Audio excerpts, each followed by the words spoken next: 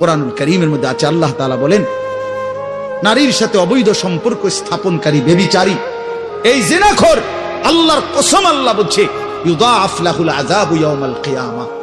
ব্যভিচারী, জিনাকারী ব্যভিচারী। মনে রাখবা ছেলেরা, নারীর সাথে কেউ যদি কথা বলে সেও চোখের জিনা করে। নারীকে যদি কেউ হাত দিয়ে ধরে স্পর্শ করে, সে হাতের জিনা। কথা বললে জবানের জিনা, কানে শুনলে তার কথা ভিন নারীর আওয়াজ অথবা তার ভালোবাসার বিশ্রী কথাবার্তা, অবৈধ কথা, তো এটা কানের জিনা। তার সাথে পায়ে হেঁটে এগিয়ে গেলে পায়ের জিনা। অন্তর দিয়ে কল্পনা করলে নারীকে নিয়ে, অন্তরের জিনা। আর লজ্জাস্থান দিয়ে জিনা করলে সেটাও জিনা।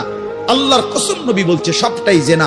চোখেরটাও জিনা, হাতেরটাও জিনা, পায়েরটাও জিনা, দিলেরটাও জিনা, মুখেরটাও জিনা, শব্দটাও, আবার লজ্জাস্থানেরটাও জিনা।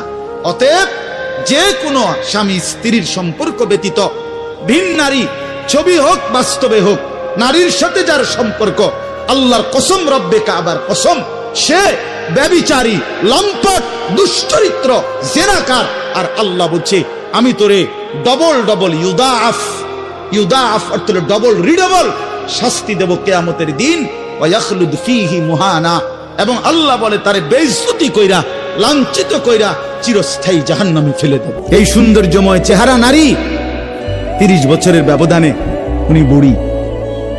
আর কেউ এদিকে ফিরা সেফ হালায় না।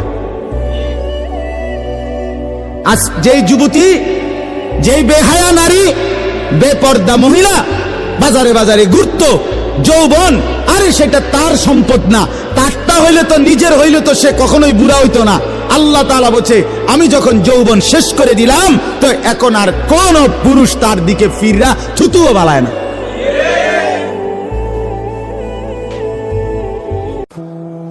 এই নারীর ফান্দে পইরো না, এই নারীর লোভে পইরো না, নারীর ছবিতে নিজেকে ফাঁসায় দিও না।